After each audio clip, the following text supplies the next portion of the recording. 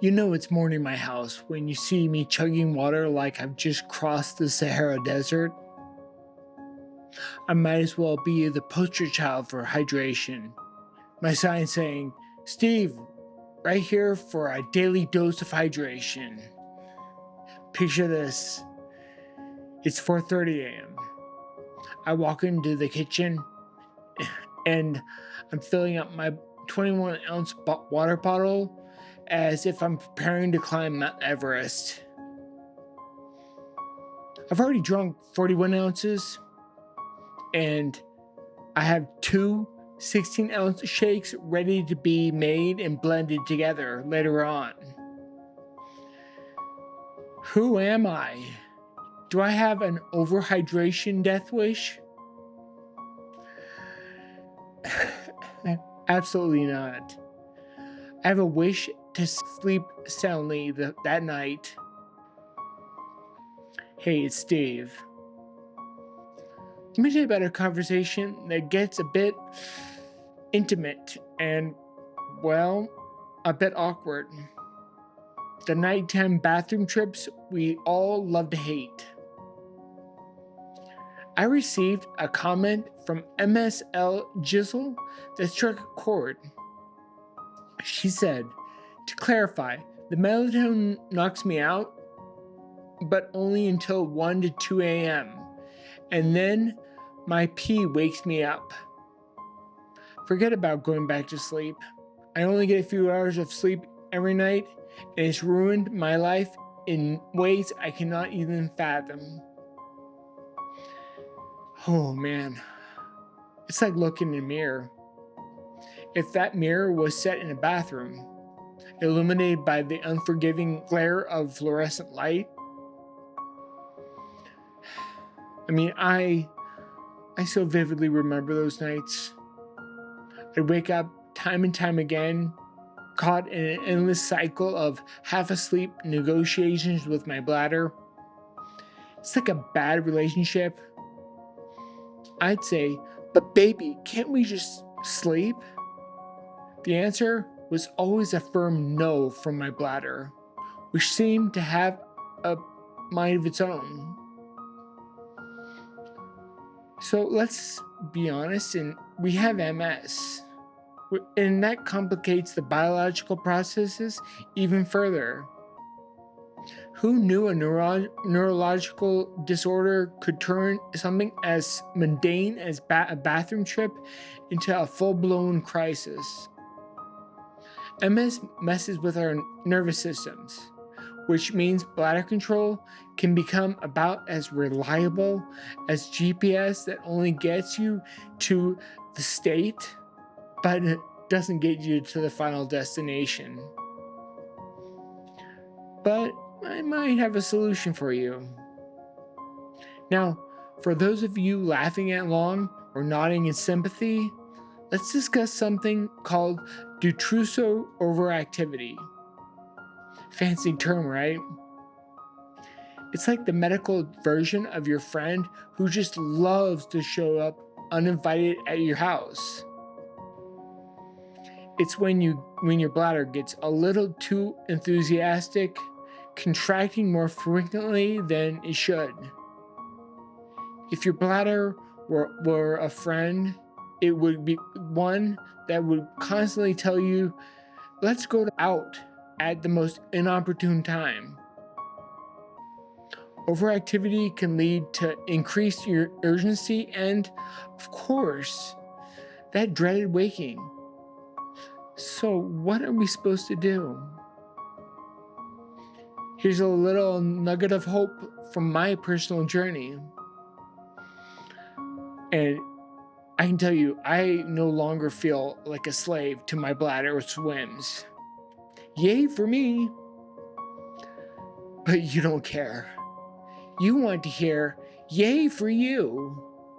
Seriously, I've noticed some improvements in my bladder control, and it turns out I've kicked that dysfunction overactivity to the curb.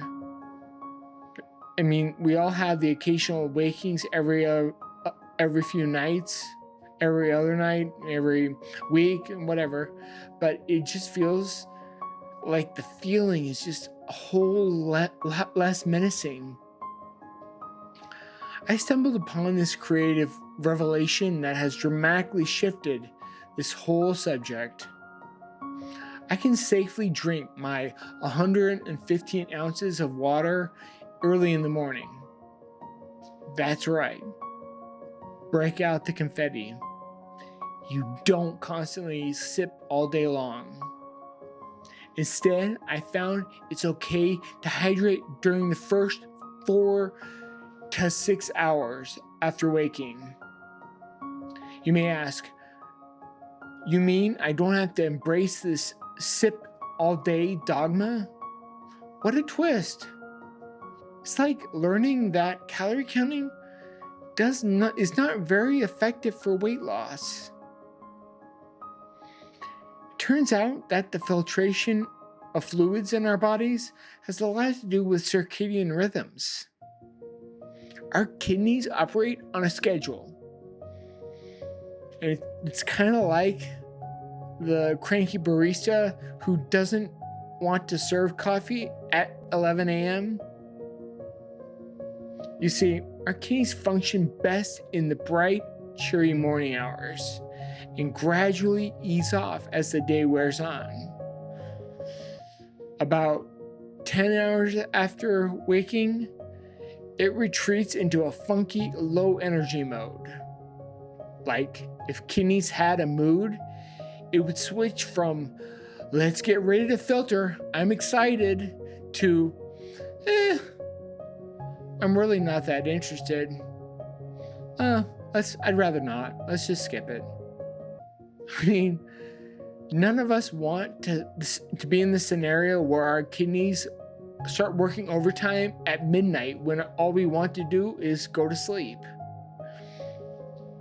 Now, maybe you're thinking, if I do everything you say and I get my kidneys to slow down, do I still have to deal with those pesky bathroom trips? Well, probably. Just because you wake up doesn't mean you're doing anything wrong. Your bladder might just have a personality all of its own that night. So, I repeat, do not restrict your amount of fluids you drink. I mean, some people might think that limiting the amount we drink is the solution, but that's the worst thing. Restricting fluids intake during the day can lead to an increased fluid retention at night, causing you to wake up more. So I would highly recommend you figure out what the amount of fluid that you need to drink during the day and drink it in the morning. Another problem we sometimes face at night with MS is not being able to empty our bladders. And it's with that all too familiar urge to go.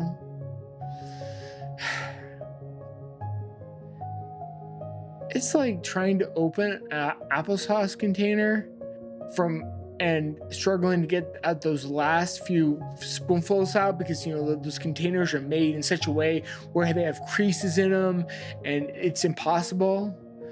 I mean, it just results in a mess and a dose of frustration. But if you do what I'm suggesting you do and drink it in the morning, you don't have to worry about your bladder not cooperating. So if you follow my trick of drinking first thing, your body will have all day to fully empty. And so you won't have to deal with waking up to pee and then having the urge to pee and all this kind of stuff. It's why I ingrain a habit of hydration first thing in the morning. It allows the entire day to get everything out. Now I could almost hear you saying, but what about those late night water needs? Trust me, look, I can hear you gathering your arguments from miles away. I mean, I can't quite answer that to, I'm sure your what you want to hear. It's just one of those things you have to experience. And once you do, and once you start getting this thing under control, you'll have your answer. I found that it is an additional little trick. I make it a point to pee right before bed. I mean, it sounds simple, but what I do, I have in my bathroom, I stand in front of my bathroom wall, and there's this picture of sand dunes up on my wall. I love the picture. Sand dunes, I love the colors, I love the sky, I love just the whole composition of the picture. I just gaze into that image and pretend I'm there, just fighting dehydration in the dry desert. I mean, sometimes it will take me a few minutes, sometimes maybe even 5. But when I finally succeed, wow, so sweet. And I just have this feeling like, okay, finally I'm empty, I can go to bed. And there's more probability than not, I won't even wake up that night. Now, isn't that blissful? Having to wake up to pee is cruel. And it might be one of nature's cruelest jokes. I mean, you're in bed, dreaming of some tropical beach, or maybe a life without MS. And all of a sudden your bladder wakes you up, it decides it's time for the bathroom alarm clock to go off.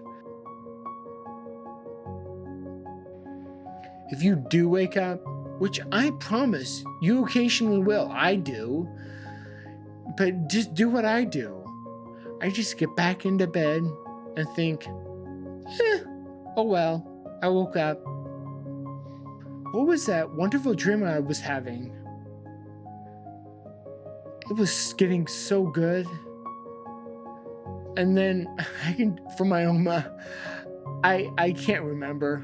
So I just start thinking of another dream, and then it doesn't matter because eventually I'm just unconscious and off into some other dream.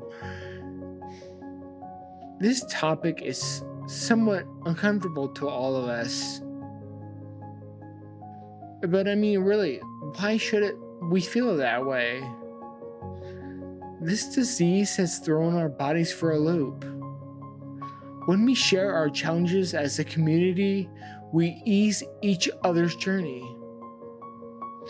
It's crucial to foster an open dialogue about our experiences and perspectives. And trust me,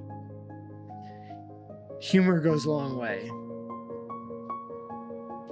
Why did the bladder cross the road? To get to the bathroom. Duh. Sorry. Bad joke. As we navigate our unique past with humor and hope, let's foster an unwavering spirit of connection. Your experiences matter, and sharing our stories makes us stronger together. So share this video with anyone with MS you might know, and anyone else who might benefit. Let's just lift ourselves up. I always tend to ask you questions that inspire reflection.